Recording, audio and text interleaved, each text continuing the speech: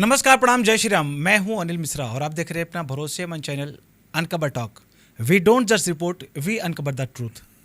आज हमारे साथ खास मेहमान हैं प्रखर राष्ट्रीय वक्ता मोहित राज जी महाराज, जो अपनी बेबाकी के लिए जाने जाते हैं। जब भी सनातन संस्कृति की बात आती है, जब भी राष्ट्रीयता की बात आती है, वो खुद को रोक नहीं पाते हैं और प्रखर हो जाते हैं उन मुद्दों को लेकर। और बस लक्ष्य एक होता है कि विश्व का कल्याण हो, हमारा भारतवर्ष हमेशा खुशहाल रहे और प्रगति के पथ पर अग्रसर हो। बहुत बहुत स्वागत महाराज जी आपका। बहुत बहुत धन्यवाद आपका। महाराज जी, आज इस वक्त अयोध्या को लेकर सबसे अगर ज्वलंत कोई मुद्दा है तो वो मुद्दा ये है कि राम मंदिर में दान चोरी हुई, उसको लेकर अब नाटक होना शुरू हो गया है। संसद भवन के सामने पप्पू यादव, जो कि सांसद हैं, अपनी गरिमा को ताक पर रखकर उन्होंने भगवा वस्त्र धारण किया और प्रदर्शन किया दान चोरी का। इसको कैसे देखते हैं आप? जिसको देखने की आवश्यकता नहीं है। पप्पू यादव ने अपनी गरिमा को ताक पे नहीं रख करके बल्कि संतों की गरिमा को ताक पे रख करके ये नाटक प्रारंभ किया, नाटक मंडली ला करके। और एक बात कही जाती है ना कि जब नाश मनुज पर छाता है पहले विवेक मर जाता है। वही सिद्धांत है पप्पू यादव के साथ में, और वही कार्य आज के समय पर अवधेश प्रसाद और वही कार्य विपक्ष के ना जाने कितने नेतागण कर रहे हैं जी।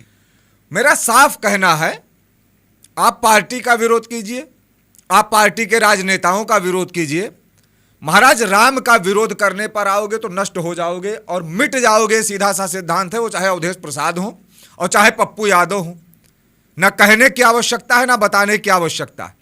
जब तक नेताओं से बैर रहेगा तब तक तो तुम सुरक्षित रह सकते हो, लेकिन जिन्होंने आज तक के इतिहास में राम से द्रोह किया, महाराज आज किस स्थिति में है यह बताने और समझाने की आवश्यकता नहीं है। फराहा हो जी, फराहा। बिल्कुल बिल्कुल बिल्कुल महाराज जी, उसमें एक चीज और निकल कर आती है जी। जिन्होंने हमेशा राम के अस्तित्व पर सवाल उठाया जी, जिन्होंने कहा कि राम काल्पनिक हैं, हाँ, उस पार्टी के नेता राहुल गांधी आते हैं और वहां पर दान डालते हैं उस दान पात्र में, जो कभी जहमत नहीं उठाया कि अयोध्या तक आ जाए राम मंदिर दर्शन के लिए।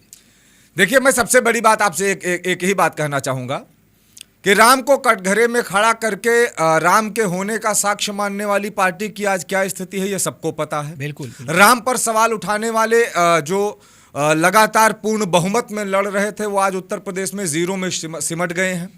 राम के अस्तित्व पर सवाल उठाने वाली जितनी भी पार्टियां थीं, वो चाहे भूतकाल में उठा लो, चाहे वर्तमान में उठा लो, चाहे भविष्य में आप उठा लेना जी, जिन्होंने राम के अस्तित्व पर सवाल उठाया है, भारतीय जनता पार्टी ने राम काज कीने बिनु मोहि कहां विश्राम के सिद्धांत को लेकर के चली जी। तो आज जो भारतीय जनता पार्टी 2 सीटों पर लड़ रही थी, वो आज प्रचंड बहुमत में आ गई है। बिल्कुल। और जिन पार्टियों ने राम के अस्तित्व को सुप्रीम कोर्ट के कटघरे में 24 वकीलों के माध्यम से खोजने और तलाशने का प्रयास किया था, वो पार्टी आज उत्तर प्रदेश में अपने आप को नहीं तलाश पा रही कि मैं कहां हूं।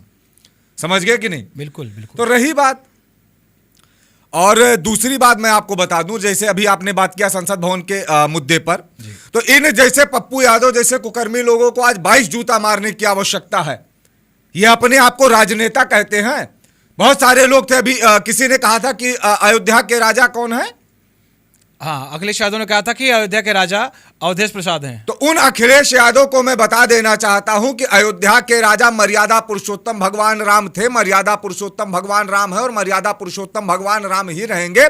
बाकी जिन्होंने भी अयोध्या का राजा बनने का प्रयास किया है, अयोध्या वासियों ने उन्हें उखाड़ फेंकने का सामर्थ्य रखा था और रखा है, भविष्य में भी रखेगा। अगर कोई अयोध्या का राजा हो सकता है तो वो सिर्फ और सिर्फ मर्यादा पुरुषोत्तम भगवान राम हो सकते हैं, ना कि कोई भारत का राजनेता हो सकता है, वो चाहे अवधेश पासी हो या स्वयं अखिलेश यादव। अच्छा, पप्पू यादव ने जिस तरह से भगवा को शौर्य का प्रतीक माना गया है, शांति का प्रतीक माना गया है, आज वो भगवा पहन के क्या संत बनने का इरादा है? क्या लग रहा है ये जो ये नाटक हो रहा है अब संसद भवन के सामने? महाराज, संत बनने के लिए कितनी तपस्या करनी पड़ती है और कितना त्याग करना पड़ता है, ये पप्पू यादव को नहीं पता है। नामे में पहली बात तो नमोए पप्पू है, और जब नाम ही पप्पू है तो बुद्धि कैसी होगी इनकी, वो किसी को बताने की आवश्यकता नहीं है। और रही बात इनकी जितनी भी चीजें होती हैं, मैं आज आपको बता दूं, समाजवादी पार्टी हो या कांग्रेस हो या इनसे जुड़े इनके जितने अलायंस के राजनेता लोग हैं, यहां पर टारगेट सिर्फ राम मंदिर नहीं था। अगर राम मंदिर सिर्फ टारगेट होता तो आप अपना नाटक करते। यहां टारगेट क्या था? भगवा। यहां टारगेट क्या था? हिंदू। यहाँ टारगेट क्या था? हिंदुत्व। यहाँ टारगेट क्या था? सनातन। यहाँ टारगेट क्या थे? कौन थे? साधु संत। बिल्कुल। तो मुख्यतः साधु संतों को टारगेट करने के लिए भगवा वस्त्रों को धारण करके संसद भवन में ऐसे नाटक को किया गया। और मैं एक बात आज कह देता हूं कि जिन्होंने भी संतों पर उंगली उठाई है महाराज, उनका सर्वनाश हुआ है। आने वाले समय में पप्पू यादव का सर्वनाश होगा, आने वाले समय में राहुल गांधी का सर्वनाश होगा, और आने वाले समय में समाजवादी पार्टी से लेकर के कांग्रेस पार्टी का ऐसा सफाया होगा कि ये अपने आप को तलाशेंगे कि इनका अस्तित्व कहां है। बड़ी बात कह रहे हैं महाराज जी। जी बिल्कुल सीधा सा सिद्धांत है, इनको स्वयं को खोजना पड़ेगा। और जो पप्पू यादव आज कुछ तथाकथित पार्टियों के इशारे पर इस प्रकार से भगवा को बदनाम करने का प्रयास करते हैं, महाराज आज का सनातनी समाज पप्पू यादव के हलक में हाथ डालकर कलेजा खींचने का सामर्थ्य रखता है इन जैसे राजनेताओं को। एक नंबर के दोगले हैं ये। और रही बात ये संत समाज से टकराने का प्रयास करते हैं, महाराज संत समाज से आज तक के इतिहास में जो टकराया है उसका नाश हो गया है। महाराज श्री धर्म सम्राट करपात्री जी महाराज से इंदिरा गांधी ने थोड़ा सा टकराने का प्रयास किया था जी। तो स्थिति क्या हुई ये किसी को समझाने और बताने की आवश्यकता नहीं है, ये आप जान लीजिए। जी। धर्म सम्राट करपात्री जी महाराज ने एक आंदोलन के लिए प्रतापगढ़ से लेकर के दिल्ली के सदन तक को हिला डाला था, और जिन पार्टियों ने उस समय भी गौरक्षा के नाम पर वोट मांगा था उन्होंने ही धर्म सम्राट करपात्री जी महाराज के सामने ना जाने कितने हिंदुओं पर गोलियां चलवा दी। जी। हाँ भाई, सीधा सा सिद्धांत है। और जिसमें एक गऊ की भी हत्या हो गई तो कहने की आवश्यकता नहीं है। जैसे धर्म सम्राट करपात्री जी महाराज का श्राप आज फलीभूत हो रहा है, वैसे संतों का श्राप आने वाले समय में फलीभूत होगा। और फलीभूत हुआ जी। और नहीं है तो इतिहास उठा करके देख लो महाराज। हाँ, इतिहास उठा करके देख लो। महाराज जी आगे बढ़ेंगे। उस प्रदर्शन में एक तस्वीर निकल कर आती है कि जो पप्पू यादव हैं उनके हाथ में राम की तस्वीर होती है। वहां उस प्रदर्शन में भाग लेते हैं अयोध्या के सांसद अवधेश प्रसाद जी। उनके पैर के पास वो फोटो रख देते हैं। अच्छा। और अयोध्या के सांसद महोदय उनको उठाते हैं। ये कहां तक उचित है कि अयोध्या की गरिमा को ताक पर रखकर इस तरह से प्रदर्शन किया जाए? राम को किसी के पैरों में रखकर, और अयोध्या का सांसद उसको देखकर मुस्कुरा रहा है। मैं एक ही बात बता दूं, रामो विग्रहवान धर्मा कहा जाता है। राम धर्म के साक्षात स्वरूप हैं। चर अचर चराचर संपूर्ण ब्रह्मांड की सत्ता को अपने अंदर समाहित रखने वाला वो परमाध्यक्ष पूर्ण ब्रह्म परमात्मा परमेश्वर अखिलेश्वर जगत नियंता अनंत कोटि ब्रह्मांड नायक कर्तुम अकर्तुम सर्वथा अकर्तुम सर्व सामर्थ्यवान दशरथ नंदन कौशल्य आह्लाद करता मर्यादा पुरुषोत्तम भगवान राम की जगह जहां होनी चाहिए थी, अगर वहां भारतीय जनता पार्टी ने बिठाया तो वहां ना देख करके ये तथाकथित सपाई और तथाकथित पार्टी के राजनेताओं ने आज एक राजनेता के चरणों में मर्यादा पुरुषोत्तम भगवान राम को डालने का प्रयास किया है। मैं एक ही बात कहता हूं अयोध्या की धरती से, महाराज इनका सर्वनाश होगा और देखते ही समय होगा। इनका टारगेट क्या है? इनका टारगेट सनातन है, इनका टारगेट हिंदुत्व है, इनका टारगेट धर्म है विशेष करके। और जिस प्रकार से कुकृत्य करने का इन्होंने प्रयास किया है, आने वाले समय में भारत की जनता इनको बताएगी कि इनकी औकात क्या है। अभी कुछ पत्रकार लोग गए जब अवधेश प्रसाद से बात करने की, जो प्रदर्शन हो रहा था, ये इसमें आप भाग ले रहे थे, राम जी की जो तस्वीर थी आपके पैरों में, तो उस पर वो भड़क गए और कहने लगे कि तुम लोग ऐसा मत कहो, क्योंकि यहाँ पर तमाम तस्वीर निकल कर आई। अब पहला सवाल ये बनकर निकल के आता है, जैसे अवधेश प्रसाद जाते हैं वहाँ पे प्रदर्शन करते हैं। महाराज जी, अवधेश प्रसाद अयोध्या के सांसद हैं, वो कहते हैं विपक्ष ने लापरवाही की, अयोध्या के विधायक ने लापरवाही की, तो ये तो सांसद है मौके के, इन्होंने क्या किया? मैं आपसे एक बात बता दूं, अगर बात राम मंदिर के अस्तित्व की होती तो शायद अवधेश प्रसाद की ये वक्तव्य और ये शब्द ही ना होते। अगर बात अवधेश प्रसाद की राम के प्रति आस्था की होती तो शायद ये ऐसा कार्य ना होता जो संसद भवन में घृणित कार्य किया गया। मर्यादा पुरुषोत्तम राम को कहां बिठाना चाहिए था, इन्होंने ला करके कहां बिठा दिया, ये इनकी मानसिकता बताती है, ये इनकी दोगली सोच बताती है। और रही बात अवधेश प्रसाद की, आप बात करें, अवधेश प्रसाद को ना राम मंदिर से लेना देना है, ना राम मंदिर के चंदे से लेना देना है। अवधेश प्रसाद को सिर्फ और सिर्फ वोट बैंक की राजनीति करके हिंदुओं का दुष्प्रचार करना है, सनातन का दुष्प्रचार करना है, इनका टारगेट यही है बस। अभी अयोध्या के संतों ने एक प्रदर्शन किया कि हम भगवा का अपमान कतई नहीं बर्दाश्त करेंगे, इस तरह से जो भी कृत्य करेगा उसका हम विरोध करेंगे और किसी भी हद तक जाएंगे विरोध के लिए, क्योंकि जो हमारा भगवा है, जो हमारी सनातन संस्कृति है, जो हमारी अयोध्या की गरिमा है, उसको जो भी अगर दाग लगाने का प्रयास किया जाएगा उसको हम लोग बर्दाश्त नहीं करेंगे। ऐसे उन्होंने एक महाराज जी एक रैली निकाली। दाग की बात करते हैं, यहां पार्टियां भगवा आतंकवाद की परिभाषा को गठित करती हैं। मैं आज एक बात बता दूं, ये जितने भी राजनेता फिर रहे हैं विपक्ष में, सीना चीर दिया वेदों का, घायल किया पुराणों को और बेच दिया वोटों के खातिर संस्कृत के प्रतिमानों को, हरे रंग को खुश करने में भगवा को नीलाम किया। अरे सियासी कल मुंहो, ये बहुत घिनौना काम किया और तुमने काशीपुरी द्वारिका के ध्वज को ललकारा है और अयोध्या जनपद पर कालिख लगा, ऐसा अपराध तुम्हारा है। और भगवा को आतंक बताने वालों, तुमको लगता है नस्ल तुम्हारी नकली है और खून तुम्हारा गंदा है। इन जैसे लोगों को चंदा चोरी की चेकिंग करवाने की आवश्यकता नहीं है। इन जैसे महामूर्ख नेताओं को अपना डीएनए चेक करवाने की आवश्यकता है। मैं एक बात आज बता दूं, बहुत कायदे का इनकी रक्त शुद्धि करने की आवश्यकता है, बाकी कोई ज्यादा दिक्कत नहीं है। महाराज जी, अयोध्या संतों ने प्रदर्शन किया, ऐसे में जूतों से पीटा भी पोस्टर में अवधेश प्रसाद को, पप्पू यादव को। यही तो दिक्कत है अयोध्या के संतों की, इनको पोस्टर में काहे पीट रहे हो महाराज? इन जैसे लोगों को पोस्टर में पीटने की आवश्यकता है ही नहीं। ये सीधा सा सिद्धांत है, जहां मिले इन सालों को वहीं मारो, तब इनको समझ में आएगा कि इनकी औकात क्या है और इनकी स्थिति क्या है। मैं सीधा कहता हूं, अगर कोई हमारे धर्म को टारगेट करेगा, अगर कोई सनातन को टारगेट करेगा, अगर कोई राष्ट्र को टारगेट करेगा और अगर कोई भारत के बहन बेटियों को टारगेट करेगा, अपितु अगर कोई संतों को टारगेट करेगा तो उसको डंके की चोट पर जवाब दिया जाएगा और उस समय पुलिस प्रशासन और संविधान बाद में देखा जाएगा।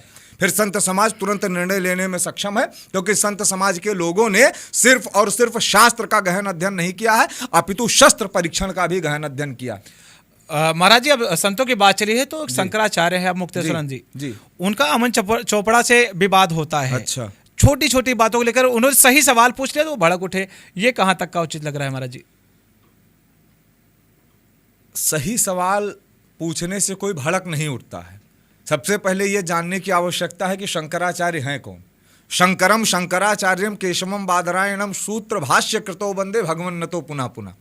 साधारण स्थिति में शंकराचार्य नहीं है, शंकराचार्य जी धर्म के प्रधानमंत्री हैं। जी बिल्कुल, जैसे नरेंद्र मोदी जी देश के प्रधानमंत्री हैं, ठीक उसी प्रकार से शंकराचार्य जी हमारे धर्म के प्रधानमंत्री हैं। लेकिन अब शंकराचार्य पर पहली बात तो मैं कोई कटाक्ष कर नहीं सकता, नंबर एक बात जी, क्योंकि शंकराचार्य पर कटाक्ष करने के लिए लेकिन महाराज जी कोई बहुत सामर्थ्य की आवश्यकता है महाराज जी। बाकी रही बात, आप जिन शंकराचार्य की बात कर रहे हैं, वो चाहे स्वामी अभिमुक्तेश्वरानंद जी हो, चाहे स्वामी निश्चलानंद जी हो, चाहे भारती तीर्थ जी हो, या अन्य जो भी शंकराचार्य हैं जिस भी पीठ पर, मैं एक ही बात कहता हूं कि शंकराचार्य को राजनीति पर पूर्णतया बात करनी चाहिए, लेकिन निष्पक्ष होकर के बात करनी चाहिए। बिल्कुल बिल्कुल महाराज जी, बिल्कुल निष्पक्ष होकर के, बिल्कुल एक सूत्री कार्यक्रम, एक सिद्धांत कार्यक्रम, धर्म एवं हतोयंती धर्मो रक्षित रक्षिता के सिद्धांत को अगर प्रतिपादित करना है तो शंकराचार्य कर सकते हैं, लेकिन शंकराचार्य को एक को नहीं महाराज, वो अद्वैत परंपरा को बनाने वाले अगर इस प्रकार से एक पार्टी विशेष के लिए सिर्फ डिफेंड करने के लिए बात, मैंने अभी मुक्तेश्वरानंद जी पर देखिए कारण क्या है मैं आपको बता दूं। 4 वेद हैं, 6 शास्त्र हैं, 18 पुराण हैं, नीतियां हैं, स्मृतियां हैं, उपनिषद हैं, कठोपनिषद हैं, समस्त का अध्ययन करने के पश्चात जो कोई शंकराचार्य की पीठ पर जो है विभूषित होता है। बिल्कुल, हम जैसे लोगों की पीठ का चुनाव तो मान लीजिए कुछ राजनीतिक पार्टियां कर सकती हैं, लेकिन शंकराचार्य के पीठ का चुनाव साक्षात हरिहर के तेज से नियुक्त होता है। ऐसे शंकराचार्य पर मैं सवाल नहीं उठाता हूं। लेकिन रही बात अभिमुक्तेश्वरानंद सरस्वती जी महाराज की, तो अभिमुक्तेश्वरानंद सरस्वती जी महाराज को एक सूत्री कार्यक्रम है कि धर्म के लिए बोलना चाहिए। बिल्कुल बिल्कुल, धर्म की रक्षा के लिए बोलना चाहिए, ना कि किसी पार्टी को डिफेंड करने के लिए। आज वो किसी जनपद में जाते हैं तो उसकी जितनी विधानसभा है वहां जाके वो प्रोग्राम कर रहे हैं और ये कह रहे हैं कि इनको सपोर्ट करो, इनको ये करो, तमाम। देखिए, मैं अभी शंकराचार्य जी ने कई सारे कार्यक्रम किए, मैंने शंकराचार्य जी के लिए बहुत बोला है शुरुआत से, अभी से नहीं, मंदिर उद्घाटन से भी बहुत पहले से मैं बोल रहा था जी। शंकराचार्य जी के कार्यक्रमों में विशेष करके आपको जो है ज्यादातर लोग समाजवादी पार्टी के मिलेंगे। अब वो समाजवादी पार्टी के हैं या कौन है मैं नहीं जानता हूं, वहां जितने जा रहे हैं वो कुल मिलाकर के सनातन का ही पक्ष लेकर के चल रहे हैं। लेकिन शंकराचार्य जी को यह समझना चाहिए कि जिस समाजवादी पार्टी के चक्कर में आज वो पड़े हैं, वही समाजवादी पार्टी शंकराचार्य के कंधे पर रखकर अपनी बंदूक चला रही है। ये समझने जानने की आवश्यकता नहीं है। और रही बात, अगर उन समाजवाद आज जो है योगी आदित्यनाथ पर सवाल उठा दिया जाता है, बिल्कुल उठाइए, किसी भी मुख्यमंत्री पर उठाइए, प्रधानमंत्री पर सवाल उठाइए, लेकिन समाजवादी पार्टी पर सवाल उठाने पर लोगों का गला क्यों सूखता है? और ये वही समाजवादी पार्टी है, मैं सिर्फ ये नहीं कहूंगा कि समाजवादी पार्टी ने कार सेवकों पर गोलियां चलवा दी, सरयू के जल को रक्त रंजित कर दिया, कांवड़ यात्रा में डीजे बैन कर दिया, कांवरियों को जो है उठा करके जेल में डालने का कार्य किया, राम के अस्तित्व पर सवाल उठाने का कार्य किया। भाई सीधा सा सिद्धांत था। बिल्कुल बिल्कुल, बिल्कुल। गुरुकुलों को बैन करवा दो, मदरसों को फंडिंग दे दो, यह कार्य किसका था? यह समाजवादी पार्टी का कार्य था। और जो शंकराचार्य आज समाजवादी पार्टी के नींव को मजबूत करने के लिए बोल रहे हैं, उन्हीं शंकराचार्य जी पर बनारस में लाठी चार्ज करवाई गई थी। यह बात भी शायद अभी शंकराचार्य जी थोड़ा सा विस्मृत है, और शंकराचार्य जी को याद आएगा तो बोल देंगे। लेकिन महाराज जी, यहाँ पे एक सवाल और भी निकल के आता है। शंकराचार्य की जो मांग है सरकार से, शंकराचार्य जी की, गाय की जो उन्होंने कहा कि गाय की रक्षा हो, शंकराचार्य जी की मांग है। जी, शंकराचार्य जी की जो मांग है कि गाय को राष्ट्रमाता घोषित की जाए, तो ऐसे में प्रदेश में भी सरकार बीजेपी की है जी, और केंद्र में भी सरकार बीजेपी की है, तो उस मुद्दे को खत्म क्यों नहीं कर दे रहे हैं? ये वो भी कह रहे कि गाय को राष्ट्रमाता घोषित, कलम कहां फंस जा रही महाराज जी? क्यों नहीं करके उस मुद्दे को खत्म कर दे रहे हैं? फंस जा रही है, मैं आज आपको बता दूं। आप एक बात बहुत ध्यान से समझने का प्रयास कीजिएगा। आज भारतीय जनता पार्टी गावो विश्वस्य मातरः के सिद्धांत पर चलने का प्रयास कर रही है, किंतु चल नहीं रही है। कोई भी राजनीतिक पार्टी है, जितनी भी राजनीतिक पार्टियां आज तक थी, उन्होंने सिर्फ और सिर्फ गौ माता के नाम पर वोट मांगा और वोट मांग करके राजनीति करने का कार्य किया। अभी भारतीय जनता पार्टी सत्ता में है, इसलिए डंके की चोट पर भारतीय जनता पार्टी से सवाल पूछा जाएगा। अगर भारतीय जनता पार्टी धारा 370 एक झटके में हटा सकती है, अगर भारतीय जनता पार्टी एक रात में नोटबंदी कर सकती है, अगर भारतीय जनता पार्टी यूजीसी जैसे काले कानून को ला करके एक दिन में थोप सकती है, अगर भारतीय जनता पार्टी 450 साल से चल रहे राम मंदिर के मुद्दे को निपटा करके गगनचुंबी राम मंदिर बना सकती है, अगर भारतीय जनता पार्टी मथुरा पर याचिका दायर करवा सकती है, अगर भारतीय जनता पार्टी काशी का कॉरिडोर बना सकती है, अगर भारतीय जनता पार्टी सोमनाथ से लेकर के केदारनाथ से लेकर के इन सभी मंदिरों का जीर्णोद्धार कर सकती है, जो है शंकराचार्य रामानुजाचार्य की प्रतिमा लगवा सकती है, तो वो भारतीय जनता पार्टी क्या गौ माता को राष्ट्रमाता घोषित नहीं कर सकती है? कर सकती है। बस ये भारतीय जनता पार्टी कर नहीं रही है, क्योंकि भारतीय जनता पार्टी सिर्फ और सिर्फ गौ माता को वोट बैंक की राजनीति समझ करके उपयोग कर रही है। बिल्कुल, बस यही सिद्धांत है इनका। बिल्कुल, और ये नहीं करेंगे। मैं आज आपको बता दूं, इसलिए भी बता दूं, आप उठाइएगा कभी डेटा उठाइएगा। बिल्कुल, आज भारत जो है अर्थव्यवस्था की दृष्टि पर 6ठे नंबर है, और गोमांस निर्यात की दृष्टि पर ब्राजील के बाद में भारत दूसरे नंबर पर आता है।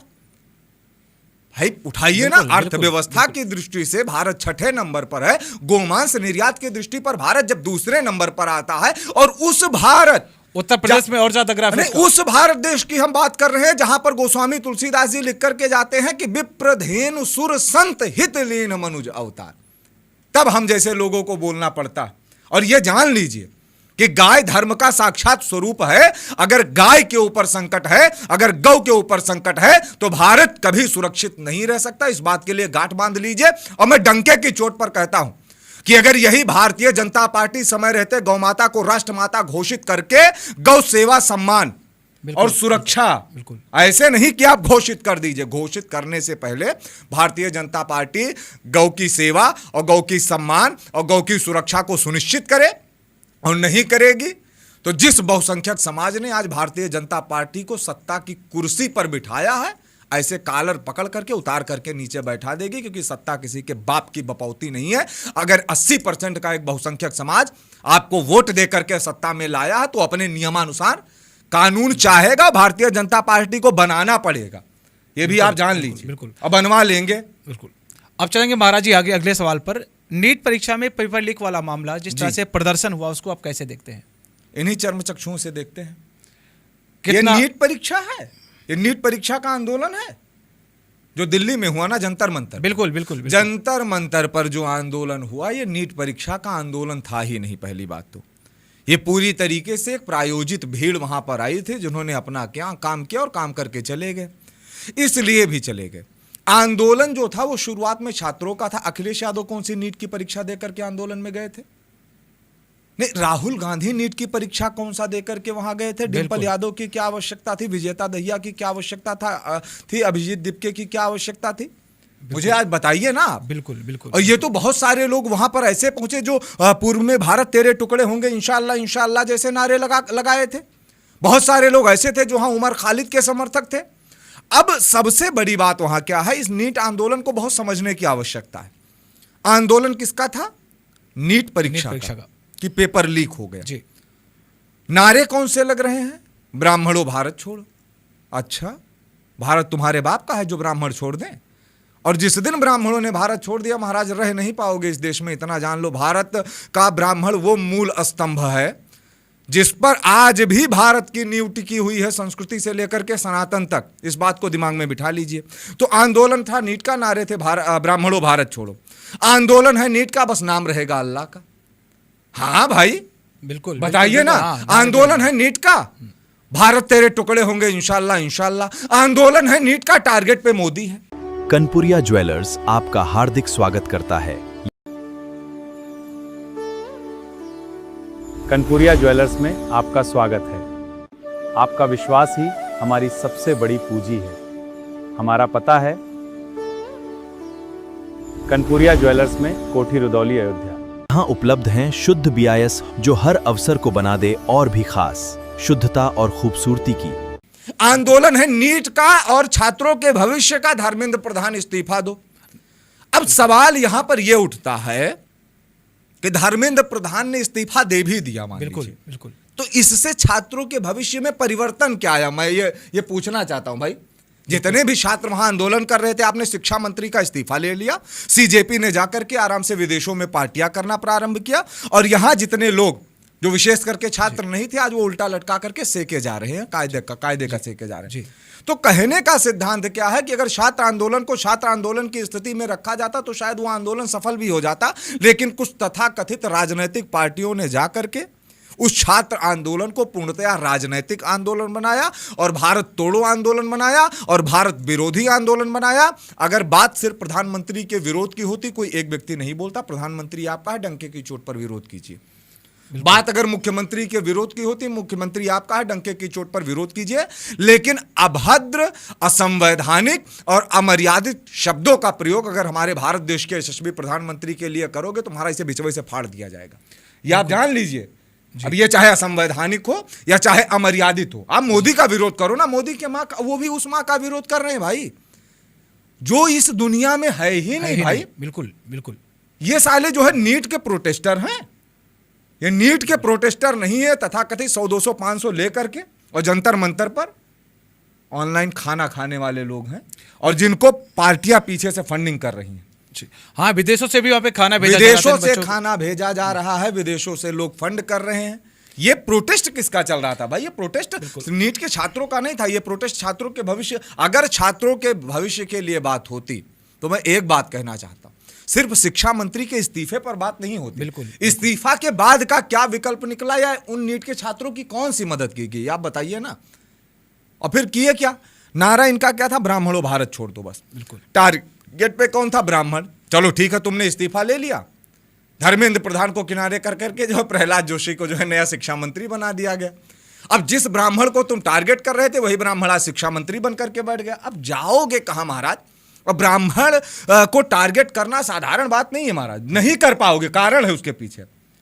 ब्राह्मण साधारण नहीं है और ब्राह्मण को ज्यादा टारगेट करने की कोशिश करोगे तो एक बात पहले ब्राह्मण के लिए जान लो, जो लोग आज ब्राह्मण का विरोध करते हैं कि ब्राह्मण ने भारत देश के लिए क्या है, तो ब्राह्मणों ने सिर्फ मंत्र नहीं पढ़े। आज आप अपने दिमाग में बैठाइए और मैं बताता हूं, इसको ध्यान से सुनिएगा। आजादी की पहली गोली चलाने वाला मंगल पांडे कौन था? ब्राह्मण था। 1857 की क्रांति का बिगुल फूकने वाली झांसी की रानी लक्ष्मीबाई कौन थी? ब्राह्मण थी। भाई सीधा सा सिद्धांत है। चिकित्सा की खोज करने वाले सुश्रुत और चरक कौन थे? भाई बताइए ना, ब्राह्मण थे। बिहार की राजनीति के चाणक्य कहे जाने वाले हमारे चाणक्य जी कौन थे? ब्राह्मण थे। शून्य की खोज करने वाले आर्यभट्ट कौन थे? ब्राह्मण थे। भारतीय जनता पार्टी की नींव को जनसंघ से लेकर के जनता पार्टी तक और भारतीय जनता पार्टी तक मजबूत करने वाले श्यामा प्रसाद मुखर्जी से लेकर के पंडित अटल बिहारी वाजपेयी कौन थे? ब्राह्मण थे। बसपा को चलाने वाले सतीश चंद्र मिश्रा कौन थे? या कौन है? ब्राह्मण है। नकुल दुबे कौन है? ब्राह्मण है। बिल्कुल है कि नहीं है भाई? आप मुझे बताइए ना। बिल्कुल बिल्कुल। सीधा सा सिद्धांत है। और सिर्फ इनकी बात आप मत कीजिए, ब्राह्मण आपको हर जगह पर मिलेगा और ब्राह्मण ने सदैव जो है राष्ट्र से लेकर के धर्म तक के लिए विशेषता कार्य किया। और रही बात अगर ब्राह्मण के पीछे पड़ोगे तो ये वो ब्राह्मण है जो आपको कभी सुदामा की स्थिति में दिखेगा, लेकिन आवश्यकता पड़ने पर यही ब्राह्मण परशुराम हो जाता है। इस बात को अपने दिमाग में बिठा करके रखिएगा। और सीधा सा सिद्धांत है, इंद्र कुलिश समशूल विशाला, काल दंड हरिचक्र कराला, जे इनकर मारा नहीं मरही, और विप्र द्रोह पावक सोई जरही। ये इसलिए मैं कहता हूं क्योंकि दैवाधीनम जगत सर्वम मंत्रोधीन देवता ते मंत्रा ब्राह्मणाधीना तस्मात् ब्राह्मण देवता। जो पृथ्वी का देवता कहा जाता है, उस ब्राह्मण को टारगेट करोगे तो तुम्हारी स्थिति क्या होगी वो आने वाले समय में। अब महाराज जी उसमें कुछ तस्वीरें और निकल कर आती हैं। ये प्रोटेस्ट खत्म हो गया जी। प्रोटेस्ट में ये जो नंगा नाच, तमाम तरह के जो भाषण हुए उसको हम दरकिनार कर देते हैं। अब उसमें जो सुरक्षा व्यवस्था में लगे थे पुलिसकर्मी, ये सब खत्म। जो वो जख्मी हुए पुलिसकर्मी, लोगों की संवेदनाएं, लोगों का जो भाव है छात्रों के प्रति ही था।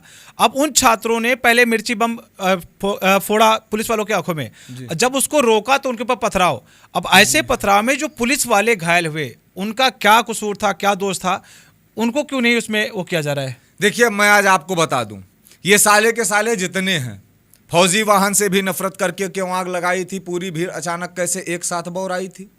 हाँ भाई, सीधा सा सिद्धांत, ये सब बौरा गए थे एकदम। क्योंकि कारण क्या था, इनका टारगेट कुछ और था। ये तो साले वो लोग हैं जो वर्दीधारी पर पथराव करेंगे, फौजी वाहन पर पथराव करेंगे, संसद भवन पर पथराव करेंगे। इनका वास्तविकता से कोई लेना देना नहीं है। और मैं आज भी कहता हूं, लोग कहते हैं नरेंद्र मोदी थे इसलिए इस्तीफा हो गया। ये आप जान लीजिए, नरेंद्र मोदी थे इसलिए इस्तीफा हो गया। अगर गलती से इंदिरा गांधी होती तो इमरजेंसी लगा करके इतने फट्टे मार दिए जाते इन लोगों को कि इनका दिमाग शुद्ध हो जाता।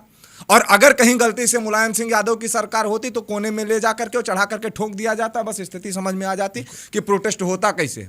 नरेंद्र मोदी थे तो इस्तीफा ले लिए। अब मोदी को क्या है महाराज, ये डिक्टेटरशिप चल रही है, ये तानाशाह। चाहे तानाशाह का मतलब है कि नीचे से डालता और मुंह से निकालता, उठा करके इसे बीच से फाड़ देता, इसको तानाशाही कहते हैं महाराज। बिल्कुल, ये कांपते हुए हाथ ये तानाशाह के प्रतीक नहीं है। इस बात को अपने दिमाग में आप ऐसी तस्वीरें बनी महाराज जी की प्रधानमंत्री स्वयं रात में अपने मोबाइल से एक संदेश देते हैं। इसलिए देते हैं ताकि छात्रों के भविष्य के साथ विदेशों में बैठे लोग अपने फंडिंग से जो खिलवाड़ कर रहे थे उससे भारत देश को बचाया जा सके। यह आंदोलन समाप्त नहीं होता। अगर तानाशाह प्रधानमंत्री होता तो जीवन में झुकता नहीं, छात्रों के भविष्य के साथ खिलवाड़ ना हो, इसलिए प्रधानमंत्री झुक गया। छात्रों के भविष्य के साथ विदेश में बैठे लोग खिलवाड़ कर रहे थे, भारत के कुछ तथाकथित राजनेता कर रहे थे। बिल्कुल, इसलिए शायद आपको ऐसी तस्वीर देखने को मिली है। महाराज जी, हमारे देश में आखिर ऐसा क्या चल रहा है जो एक दूसरे को लड़ाने का प्लान किया जा रहा है? कभी भगवा को, कभी सनातन संस्कृति को टारगेट किया जा रहा है कि आपस में ही लोग लड़ते रहे। ये कैसे माहौल बन रहा है महाराज जी, और इसका समाधान क्या हो सकता है? इसका समाधान एक है। देखिए, भारत, आज लोग चिल्ला रहे हैं भारत को हिंदू राष्ट्र घोषित करो, हिंदू राष्ट्र घोषित करो। कुछ लोग भारत को अखंड भारत। जब आप अखंड भारत बनाएंगे तो अखंड भारत में कितने देश हो जाएंगे? आप सोचिए ना, पहले अखंड भारत ऐसे थोड़ी ना बन जाएगा कि झोली से निकाला और अखंड भारत का मैप बना करके तैयार कर दिया। भारत को अगर हिंदू राष्ट्र बना रहे हो तो उस हिंदू राष्ट्र की परिकल्पना क्या होगी भाई, बताइए ना। आज भी लोग, बहुत सारे लोग हैं जो आज ये सवाल उठाते हैं हिंदू मुस्लिम भाई भाई। जिस दिन आपने हिंदू मुस्लिम को भाई भाई कर दिया, उसी दिन इस भारत देश की स्थिति पूरी तरीके से मटियामेट हो जाएगी। आज लोग भाईचारा भाईचारा भाईचारा, लोग कहते हैं कि शांति को बनाए रखने के लिए भाईचारा आवश्यक है। यहां भाईचारा भारत में बिल्कुल आवश्यक नहीं है वर्तमान के समय में जी। उसका भी एक कारण है, समय आने पर ये मुस्लिम मुस्लिम भाई हो जाते, हिंदू चारा हो जाता है। यह सीधा सा सिद्धांत है। जब समय आता है तो मुस्लिम मुस्लिम भाई हो जाता है, हिंदू चारा हो जाता है। यही हिंदू मुस्लिम भाईचारा है। और अगर भाईचारा इतना ही भारत देश में चल रहा था तो कमलेश तिवारी को मारने वाले कौन थे? रिंकू शर्मा को मारने वाले हमारे अपने भाई थे। निकिता तोमर को मारने वाले कौन थे? हर्षा हिंदू को मारने वाले कौन थे? उदयपुर में कन्हैया लाल को मारने वाले कौन थे? महाराष्ट्र में उमेश कोल्हे की हत्या करने वाले कौन थे? और पहलगाम में जाति पूछकर मारने वाले हमारे अपने भाई थे। आप मुझे बताइए ना। तो क्या महाराज जी सभी संभव ही नहीं है। नहीं तो क्या जितने मुस्लिम भारत में रह रहे हैं, क्या सभी को एक ही तराजू में तौला जाए? बिल्कुल एक ही तराजू में तौला जाना चाहिए। हिंदुओं ने कभी अटैक किया ही नहीं मुसलमानों पर, यह आप अपने दिमाग में बिठा लीजिए। उसने सोचा था कि चांद सितारे होंगे, एक परचम के तले सारे के सारे होंगे, और जितने मारे हैं मुसलमानों ने पूरी दुनिया ने मिलकर नहीं मारे होंगे। हिंदुओं ने कभी पहला अटैक किया ही नहीं। और इन जैसे लोगों से आज के समय पर भाईचारा करने की बिल्कुल आवश्यकता नहीं है। मैं तो सीधा कहता हूं और डंके की चोट पर कहता हूं कि आपका ये हाथ है ना, इस हाथ को आप तेल के डिब्बे में डाल दीजिए, वहां से निकाल करके एक तिल के बोरी में डाल दीजिए। फिर उससे निकालने के बाद आपके हाथ में जितने तिल चिपक जाएं, महाराज इतनी बार भी अगर ये मुसलमान आपके ऊपर एहसान करके विश्वास दिलाने की कोशिश करे तो भी जीवन पर इस पर भरोसा मत कीजिएगा, विश्वास मत कीजिए। महाराज जी तमाम सारे ऐसे प्रमाण हैं जिसको हम दरकिनार नहीं कर सकते। जैसे चाहे एपीजे अब्दुल कलाम को ले लीजिए, अच्छा आप बिस्मिल को ले लीजिए, अच्छा बीर अब्दुल हमीद को ले तो लीजिए। विरोध कौन कर रहा है बताइए? तमाम ऐसे लोग हैं महाराज जी जो मुस्लिम होते हैं, उन्होंने देश के लिए काम किया है। डॉक्टर एपीजे अब्दुल कलाम का विरोध कौन कर रहा है? अशफाकुल्ला खान का विरोध कौन कर रहा है? महाराज जी ना, अब्दुल हमीद का विरोध कौन कर रहा है? लेकिन है तो महाराज मुस्लिम ना वो। तो कौन कर रहा है विरोध भाई? और रही बात जो डॉक्टर एपीजे अब्दुल कलाम, आज ये साले जो है बाबरी की मांग करते हैं कि हम अयोध्या में बाबरी बनाएंगे। अयोध्या में बाबरी बनाने का सपना लेकर क्या होगा महाराज? टांग फाड़ के फेंक दिया जाएगा, नंबर 1। और दूसरी बात मैं इनसे पूछना चाहता हूं कि ये बाबर को अपना बाप मान करके और बाबर को अपना फूफा मान करके आज बाबरी निर्माण जैसी बातें करते हैं। ये साले डॉक्टर एपीजे अब्दुल कलाम के नाम से कितनी मस्जिदें बनाए बताओ ना हमको। नहीं महाराज जी, लेकिन महाराज जी इसमें डॉक्टर एपीजे अब्दुल कलाम के नाम से कितनी मस्जिदें बनी है ये डेटा आप हमको निकाल कर महाराज जी उसकी बात मैंने कहा, लेकिन एक ही तराजू सबको नहीं तोला जा सकता, ये चीज को मैं कहूंगा। नाम से कितनी मस्जिदें हैं? सबको इन सालों को एक ही पलड़े में तोड़ने की आवश्यकता है। और मैं आज कह दूं कि मुसलमान का चाहे छोटा बच्चा हो या बड़ा बच्चा हो, ये कभी जीवन में सच्चा नहीं हो सकता, और हिंदुओं के लिए तो बिल्कुल नहीं। इस तरह से महाराज माहौल तो और ज्यादा भी सख्त हो जाएगा, हो जा रहा है, हो नहीं दो। सबका माहौल ठीक करने का ठेका सिर्फ हिंदुओं ने ले रखा है, माहौल ठीक करने का ठेका सिर्फ हमने ले रखा है। जिन्होंने ये बात आपको असदुद्दीन ओवैसी को समझाने की आवश्यकता है, ये बात आपको अकबरुद्दीन ओवैसी को समझाने की आवश्यकता है, और ये बात आपको जितने भी ये सारे शादाब चौहान से लेकर के और जितने भी ये तथाकथित मुस्लिम राजनेता, इनको समझाओ ना। महाराज जी नेताओं की बात किनारे कर दीजिए, जो आम लोग बीच में रह रहे हैं हमारे, जो हमारे हर चीज में साथी हो रहे हैं, जो तमाम चीजें ऐसी कर रहे हैं जो कि सृजनात्मक हो रही हैं, उनके हम उस काम को आज आपको मैं बता दूं, ईद की सवैयां हिंदू खा रहा है, नवरात्रि का फलाहार मुसलमान कहीं नहीं कर रहा है। इस बात को अपने दिमाग में आप बिठा लीजिए। ईद की सवैयां हिंदू खाने के लिए जा, और हिंदुओं को मूर्ख बना करके खिलाया जा रहा है। जो इनके इस अलतकिया के सिद्धांत में पड़ा, अलतकिया का मतलब जानते हो क्या है? जहां पर आप अल्पसंख्यक रहो वहां पर आप मित्रता बना करके रखो। यह इनके कुरान में साफ साफ बताया गया, और इनके कुरान में सीधे यह बताया गया। और जहां पर तुम बहुसंख्यक हो जाओ वहां पर कुरान की सूरा नंबर 9 आयत नंबर 5 का प्रयोग करो कि जब पवित्र रमजान के महीने बीत जाए, मुशरिकों को, काफिरों को जहां पाओ इनका कत्ल कर दो, हर जगह घात लगाकर इनकी ताक में बैठो। अगर ये नमाज करने से मना करे या इस्लाम कबूल करने से मना करे तो तुम इनका कत्ल करो, अल्लाह तुम्हें अता फरमाएगा। ये कुरान की सूरा नंबर 9 आयत नंबर 5 कहती। नहीं, ये कौन सा ससुर भाईचारा है, हमको बताइए ना। लेकिन तभी महाराज जी जो अच्छे कार्य कर रहे हैं उनको अच्छे कार्य यही है। मैं आज आपको बता दूं, हिंदू और मुसलमान में फर्क सिर्फ इतना है कि हिंदू आरती करने के बाद भी कहता है विश्व का कल्याण हो, और मुसलमान एक बार नमाज सजदा करने के बाद कहता है विश्व में इस्लाम हो। यह फर्क है महाराज। लेकिन तभी और सुन लीजिए, ठीक इसी प्रकार से जैसे यहां फर्क है, वैसे गुरुकुल और मदरसे में फर्क है।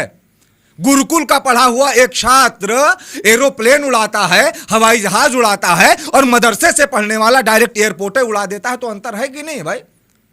गुरुकुल में पढ़ने वाला हवाई जहाज उड़ा रहा है और मदरसे में पढ़ने वाला डायरेक्ट एयरपोर्ट उड़ा दे रहा है भाई। महाराज जी इसमें और नहीं उड़ा दिया हो तो सुन लो महाराजे, आप चाहे जो है अटैक ऑफ 26/11 उठा लो, अजमल का साहब, आप चाहे संसद भवन पर हमला उठा लो, आप चाहे उरी का अटैक उठा लो, आप चाहे पठानकोट का हमला उठा लो।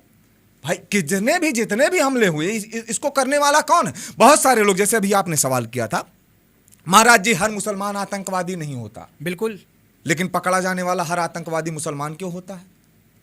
भाई ये भी बताइए ना। नहीं तो उसमें क्या सबको एक ही कटघरे में खड़ा किया जा सकता है? सबको एक कटघरे में खड़ा करो। ये साले अनपढ़ होंगे तो जनसंख्या जिहाद करेंगे, पढ़े लिखेंगे तो बम जिहाद करेंगे। ये सीधा सा सीधा। जो मुसलमान अनपढ़ होता है वो जनसंख्या विस्फोट करता है, और जो मुसलमान पढ़ लिख लेता है वो लाल किले पर बम विस्फोट करता है। अंतर सिर्फ इतना है। महाराज जी मैं आपकी इस बात से इत्तेफाक नहीं, क्योंकि तमाम मेरे भी जानने वाले ऐसे हैं जो बढ़ चढ़ के सृजनात्मक कार्यों में हिस्सा लेते हैं। बढ़ चढ़ करके कुछ दिन आपके पास आएगा, तब आप कहोगे महाराज जी ऐसी स्थिति हुई है, तब मैं कहूंगा कि आप भी भाईचारे की चटनी चाट रहे थे। लेकिन महाराज जी फिर वही कहूंगा, सबको एक तराजू में तौलना मुझे नहीं लगता कि सबको एक तराजू में तौलेंगे। आप मत तौलिए, क्योंकि आप लोकतंत्र के चौथे स्तंभ हैं। आपको सामंजस्यता बनानी, हमें नहीं बनानी। हमको अगर सामंजस्यता बनानी है तो हम मिश्रा, चौबे, पांडे, तिवारी, वर्मा, भूमिहार, खटिक और पासी में जो बटे हुए हैं इनको एक सामंजस्य में तौलेंगे। सीधा सा सिद्धांत है। हमको शिया सुन्नी अहमदिया बरेलवी पठान वहाबी देवबंदी की आवश्यकता भारत देश में नहीं है। ये भारत देश हिंदुओं का है, क्योंकि हम हिंदुस्तान की धरती पर खड़े हैं। आज भी मैं इसको हिंदुस्तान ही बोलता हूं, ना कि हिंदुस्तान बोलता हूं। महाराज जी, भारत देश सबका है, चाहे हिंदू भारत देश सबका नहीं है, भारत देश हिंदुस्तान सिर्फ हिंदुओं का। ये वो दौर चला गया राहत इंदौरी का कि सभी का खून है शामिल यहाँ की मिट्टी में, किसी के बाप का ये हिंदुस्तान थोड़ी है। मैं आज भी कह सकता हूं कि जो दहेज में ले चुके पाकिस्तान, उनके बाप का ये हिंदुस्तान थोड़ी है, और उनकी अम्मा ये दहेज में लेकर के नहीं आई। मैं फिर कहूंगा महाराज जी, इस तरह से तो माहौल और ज्यादा विषाक्त हो जाएगा। विषाक्त हो जाएगा, जो सच्चे हिंदू विषाक्त हो जाएगा महाराज जी, विषाक्त हो जाएगा महाराज जी, चाहे सेना में हो या पुलिस में हो। बांटने का काम सिर्फ हिंदुओं का नहीं बचा है महाराज जी। महाराज जी, चाहे सेना में हो चाहे पुलिस में हो, तमाम मुस्लिम ऐसे लोग हैं जो अपनी शहादत दे रहे हैं देश के लिए, उनके उस त्याग को कैसे। अरे महाराज, जो शहादत दे रहे हैं उनका विरोध कौन कर रहा है? अब तुमको लगता है कि तुम लाल किले पर बम विस्फोट कर दो, तुम संसद भवन पर अटैक कर दो, तुम पहलगाम पर अटैक कर दो, तुम उड़ी पर अटैक कर दो, तुम अटैक ऑफ 26/11 कर दो, तुम उदयपुर में कन्हैया लाल को मार दो, लखनऊ में कमलेश तिवारी को मार दो, कर्नाटक में हर्षा हिंदू को मार दो, पहलगाम में चुन चुन करके हिंदुओं को मार दो, और तुम्हारा विरोध ना हो। तो मैं आज कह रहा हूं पत्रकार महोदय, इनका डंके की चोट पर विरोध होगा, और अगर ये सनातन को टारगेट करने का प्रयास करेंगे तो डंके की चोट पर ले जाएंगे। और मैं आज भी कहता हूं कि विरोध तब करो जब विरोध झेलने की क्षमता। महाराज जी, सनातन का विरोध करें तो सनातन के लोग ही बैठे हुए हैं जब विरोध कर रहे हैं। मुस्लिम कहा कोई राम मंदिर में दान चोरी हुई, उसका भी ठेकेदार मुसलमान नहीं है। आज भी अयोध्या को, मैं अयोध्या पे क्यों नहीं बोलता हूं, आप बार बार मेरे से पूछते हो कि अयोध्या पर आप क्यों नहीं बोलते। आज भी सरकारें सामंजस्य बिठा करके अयोध्या की गरिमा को तार तार करने का कार्य करती हैं। जिस प्रकार से मक्का और मदीना में गैर हिंदुओं का प्रवेश वर्जित है, ठीक उसी प्रकार से अयोध्या के दायरे में गैर हिंदुओं का प्रवेश पूर्णतया वर्जित किया जाए। महाराज सीधा सा सिद्धांत, अयोध्या में एक भी दुकानें मुसलमानों की नहीं होनी चाहिए, ये सीधा सा सिद्धांत है। इनको निकालो, अयोध्या में एक भी मस्जिदें नहीं होनी चाहिए। लोग बाबरी की बात करते हैं। मैं आज कहता हूं पत्रकार महोदय, आईडी लीजिए और जाकर के खोजिए, अभी ना जाने कितनी छोटी छोटी मस्जिदें बनी हैं, छोटी छोटी मस्जिदें बनी हुई हैं। आप राम जन्मभूमि से आप थोड़ा सा बगल में जाकर के देखिए, ऐसी मस्जिदों को उखाड़ करके सरयू में फेंकवा देने की आवश्यकता है। लेकिन यह तथाकथित सरकार महाराज जी, इबादत का अधिकार सबको, पूजा कुछ नहीं है। हमारे संविधान इबादत अयोध्या में नहीं होगी, इबादत अयोध्या में नहीं होगी, इबादत बनारस में नहीं होगी, इबादत मथुरा में। इबादत करना है तो काबा जाओ। महाराज जी, हमारे संविधान ने हमको अधिकार दिया है पूजा पाठ का, आपने इबादत करने का, इबादत का अधिकार दिया है। मैं आज भी, मक्का वालों मक्का जाओ, खुदा मिलेंगे मदीने में, यहां श्री राम बसते हैं हर हिंदू के सीने में। अयोध्या में तुम्हारी इबादत को स्वीकार नहीं किया जाएगा। ये अयोध्या की धरती है, संतों की धरती, अयोध्या महंतों की धरती। अयोध्या भारतीय संविधान को नहीं मानती महाराज जी। मानती है, लेकिन महाराज ये धार्मिक नगरी है महाराज जी, तो उसमें धर्म का अधिकार सबको दिया गया है भारतीय संविधान में। धर्म का अधिकार दिया गया है, मजहब का अधिकार नहीं दिया गया है। इस्लाम मजहब है, कोई धर्म नहीं है महाराज। सबको पूजा पाठ का अधिकार। क्या बात करते हैं, इस तरह बढ़ जाएगा महाराज। पूजा करेगा तो बैठ करके, इस तरह को करे पूजा। भाई वो भी अपनी जगह करते हैं, इबादत वो भी करते हैं। इबादत और पूजा में फर्क है महाराज। पूजा कहती है विश्व का कल्याण हो, इबादत कहती है विश्व में इस्लाम हो, और ऐसी विचारधारा को पैरों तले कुचलने का कार्य करेंगे। इस बात को अपने दिमाग में बिठा लीजिए महाराज जी। और रही बात आप अयोध्या की कर रहे हैं ना, बिल्कुल, तो यही सरकारें, चाहे वो योगी आदित्यनाथ जी महाराज हो या भारत में नरेंद्र मोदी हो, अगर अयोध्या के मूलभूत सिद्धांत को स्थापित करना है, अयोध्या में भगवान राम की उस विचारधारा को जो है स्थापित करना है, तो आज भी उन छोटी छोटी मस्जिदों को उखड़वा करके सरजू में फेंकवाइए। महाराज जी, मैं फिर वही चीज कहूंगा, जो हमारे संविधान को अयोध्या में मस्जिद नहीं रहेगी, और जब तक अयोध्या में ये छोटी छोटी मस्जिदें नहीं हटाई जाएंगी तब तक यही समझा जाएगा भाजपा भी। महाराज यही चीज अगर वो भी कर ले कि यहाँ पर हम केवल मस्जिद रखेंगे तो कैसे काम चलेगा, क्योंकि इसी दोनों कहते नहीं कि एक माँ जैसे बच्चे को अपनी गोद में रखती है, ऐसे भारतवर्ष सभी धर्मों को, चाहे हिंदू मुस्लिम सिख ईसाई, सबको अपनी गोदी में रखती है। इसको कैसे आप नकार सकते हैं? गोदी में रखे के बाद पहले दूर हटा दो महाराज। इस्लाम जब आवा है, उसे जो है 300 साल पहले कोणार्क में सूर्य मंदिर बनेगा रहा। ये शायद इनको समझने की आवश्यकता है, इनको बताने की आवश्यकता नहीं है। और रही बात आपने बार बार इस्लाम की, इस्लाम आज भी मैं बता रहा हूं, ये जितने भी आए, उमर शेख, बाबर, हुमायूं, अकबर, शाहजहां, जहांगीर, औरंगजेब, बहादुर शाह जफर, मीर बाकी, मीर कासिम, सिराजुद्दौला, तैमूरलंग, मोहम्मद गौरी, मोहम्मद बिन कासिम, नादिर शाह, महमूद गजनबी या मोहम्मद बिन तुगलक, इन्होंने सिर्फ भारत में आकर के किया क्या? आप इतिहास को उठाइए ना। ये महाराज जी- भारत देश किसी मुगलिया विचारधारा पर नहीं चलेगा। मैं आज भी आपको बता दे रहा हूं, भारत अगर चलेगा तो राम के सिद्धांतों पर चलेगा, भारत अगर चलेगा तो कृष्ण के सिद्धांतों पर चलेगा, भारत अगर चलेगा तो वीर शिवाजी, पृथ्वीराज चौहान, चाणक्य और परशुराम जी की विचारधारा पर चलेगा, ना कि भारत किसी मुल्ला मौलवी के विचार। नहीं महाराज जी, फिर ऐसे में संविधान क्या करेगा? जो संविधान ने हमको अधिकार दे रखा है, उसका संविधान क्या मानने मतलब के हो गया फिर? ठेकेदार खाली हिंदू हैं? नहीं, सारे लोग मान रहे हैं उस चीज को। हिंदू खाली संविधान मांगे महाराज जी, इस चीज- जहां हमारे धर्म पर बात आएगी, जहां हमारे संस्कृति पर बात आएगी, जहां हमारे सनातन पर बात आएगी, जहां हमारे भारत के बहन बेटियों पर बात आएगी। और रही बात आप जिस संविधान की परिपाटी की गणना कर रहे हैं, बिल्कुल। कोई हमारी गर्दन पर चाकू रखेगा और हम संविधान के तहत चल करके 100 नंबर डायल करेंगे कि हमें आकर के बचा लो, हमारी गर्दन पे अरे महाराज, पहले अगर हमारे अंदर शक्ति होगी गिरा करके बल भर मारेंगे, उसके बाद संविधान बाद में। नहीं, इसका मतलब पुलिस कि प्रशासन बाद नहीं, में। इसका मतलब कि जो हमारे संविधान से हमको अधिकार मिले हैं उस पे भी अब टर्म्स ऑफ कंडीशन लगेंगे महाराज जी। संविधान का अधिकार जो है, संविधान का जो दायरा है, वो एक व्यक्ति विशेष के लिए नहीं है, सबके लिए महाराज, ये चीज मैं कह रहा समझ गए हूँ कि जी, नहीं? मैं यही कह रहा हूँ महाराज जी। और आज मैं आपको बता दूं, संविधान वहीं तक मानेंगे जहां तक हम सुरक्षित हैं।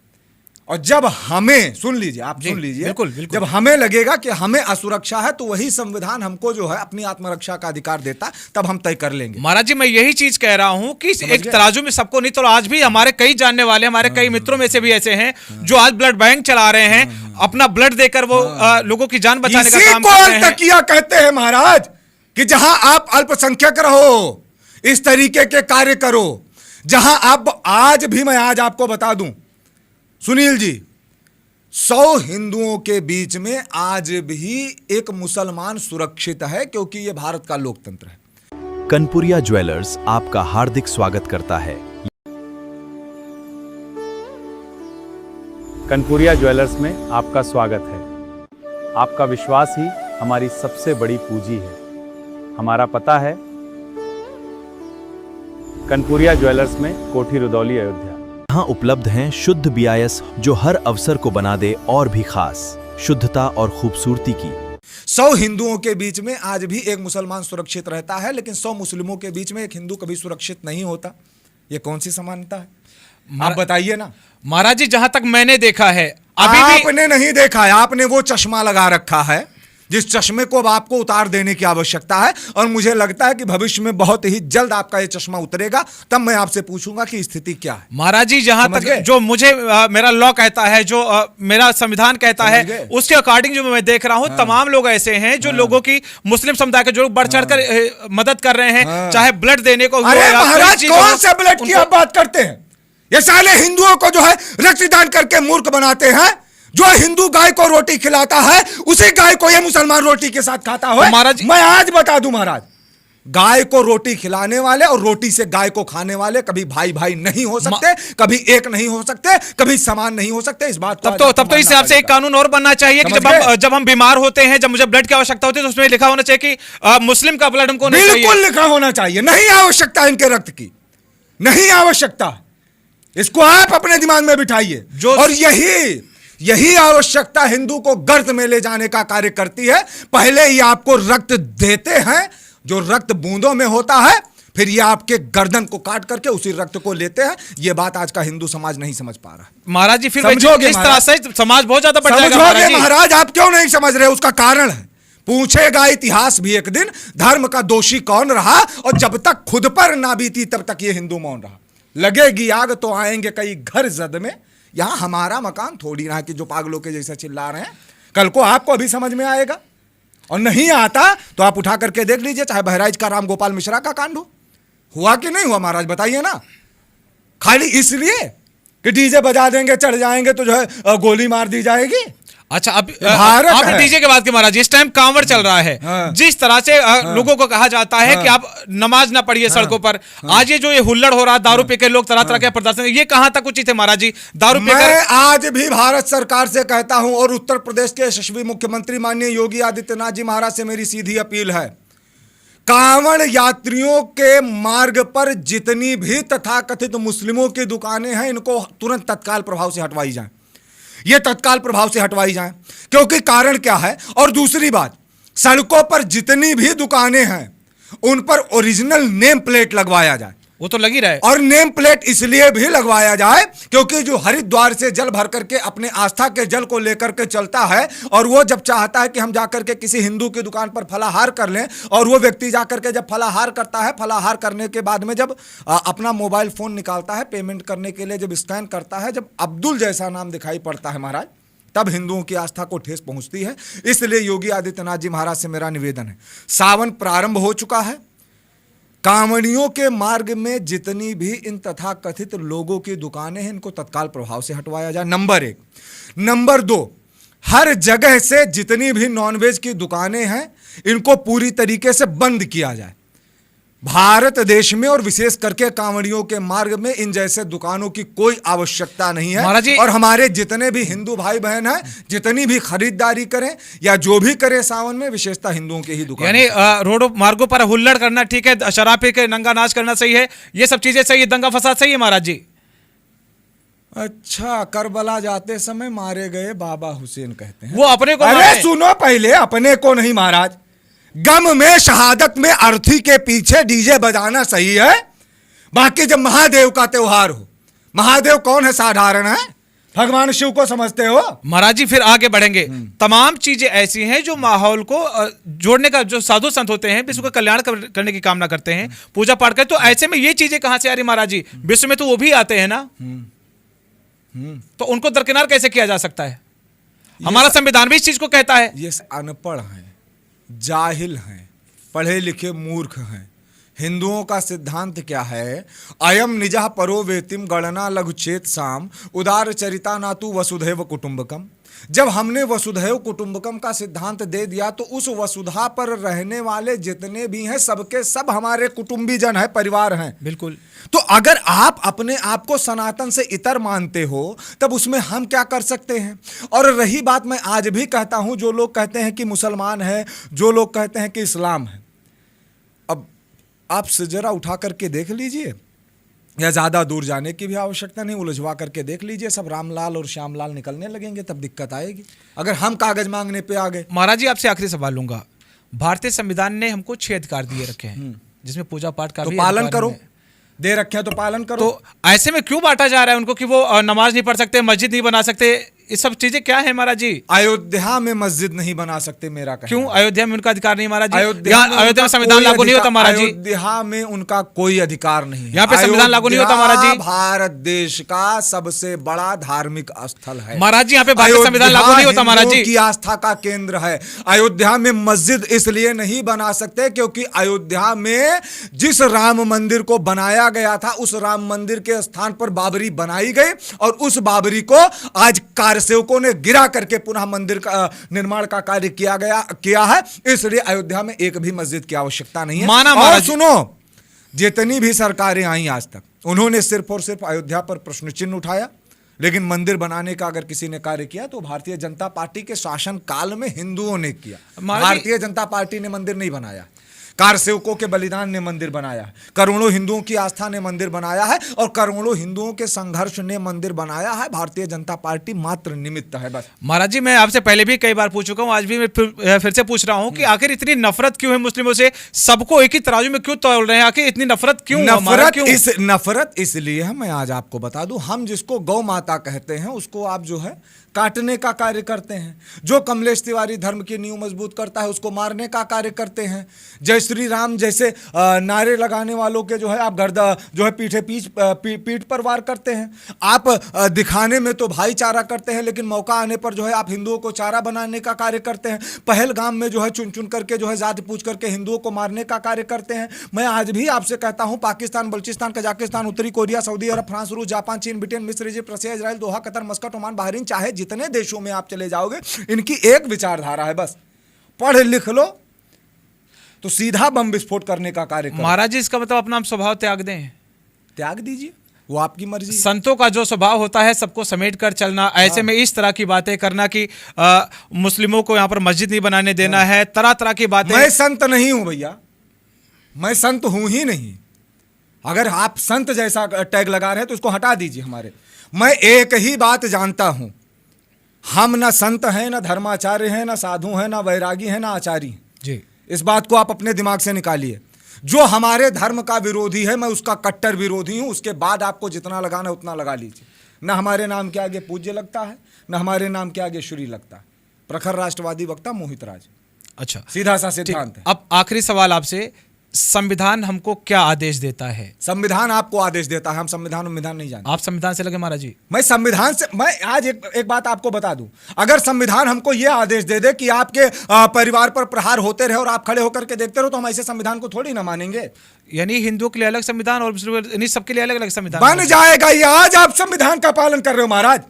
ये हिंदू है, सनातन संस्कृति है, तो संविधान बचा हुआ है। और जहां जहां पर आज भी मुसलमान बहुसंख्यक, वहां संविधान की कितनी सुरक्षा हो रही है आप जाकर के देख लीजिए। ये हम कह नहीं रहे हैं, ये आप उठा करके स्थिति को देखिए। संविधान को तो आप मान करके संविधान की चल रहे हैं ना। और मैं कहां कहता हूं, मैं तो सबसे कहता हूं भाई, भारत जो है लोकतांत्रिक है, सभी लोग जो है संविधान को मान करके चलिए। बिल्कुल, समझ गए कि नहीं? बिल्कुल बिल्कुल। लेकिन सबकी अपनी अपनी विचारधारा। हमारे ऊपर संविधान को थोपिए मत, ये सीधा सा सिद्धांत है। तो ये तस्वीरें हैं, ये तस्वीरें जो हमारे दर्शक देख नहीं, अब संविधान कहता है कि जो है, कई लोग कहते हैं कि गांधी को मानो। अब हम तो गोडसे को मानने वाले भाई, हम नहीं गांधी को मानते हैं, सीधा सा। और कहीं संविधान में लिखा है गांधी को मानना आवश्यक है भाई? सीधी सी बात, मैं गांधी को नहीं मानता हूं, मैं गांधी की विचारधारा को नहीं मानता। अच्छा। और ना गांधी की विचारधारा को कभी भविष्य में मानूंगा। गोडसे जैसी विचारधारा थी, गोडसे जैसी विचारधारा है, गोडसे जैसी विचारधारा भविष्य में रहेगी। और रही बात, अगर संविधान में लिखा हो कि जो है गांधी को मानना आवश्यक है, तो बताइए। दे दी हमें आजादी बिना खड़क बिना ढाल, साबरमती के संत तूने कर दिया कमाल। अच्छा, आजादी अगर चरखा चलाने से आ रही थी तो भगत सिंह को फांसी के फंदों को चूमने की क्या आवश्यकता थी? बताइए ना। तो कितने झूले थे फांसी पर, कितनों ने गोलियां खाई थी। क्यों कहते हो साहब आजादी चरखे से आई थी? तो ऐसे गांधीवाद की विचारधारा को भी भारत से समाप्त करने की आवश्यकता है, और समय रहते ये समाप्त हो जाएगी। तो हमारे साथ थे प्रखर वक्ता मोहित राज जी, जिन्होंने आज कई विषयों पर बात की और अपनी बेबाकी के लिए जाने जाते हैं। तमाम सारे सवाल और उसको उन्होंने जवाब दिया है। बहुत बहुत धन्यवाद आपका मोहित राज जी। जी, आपका भी कार्यक्रम में आने के लिए। खबरों की हर बड़ी अपडेट सबसे पहले पाने के लिए जुड़े रहिए अनकवर टॉक के साथ। हमारे YouTube channel, Facebook page, Instagram और X को अभी फॉलो करें और पाएं सबसे तेज, निष्पक्ष और भरोसेमंद खबरें। विज्ञापन एवं प्रचार प्रसार के लिए संपर्क करें। यदि आप अपने संस्थान, प्रतिष्ठान, व्यवसाय, प्रोडक्ट या सेवाओं का प्रचार प्रसार कराना चाहते हैं या आपके पास कोई महत्वपूर्ण सूचना, सुझाव या समाचार है, तो हमसे संपर्क करें। मोबाइल 94548 41784 90054 49248। अनकवर टॉक अयोध्या से संचालित उत्तर प्रदेश का तेजी से उभरता डिजिटल न्यूज एवं टीवी चैनल, सच के साथ, हर खबर सबसे पहले।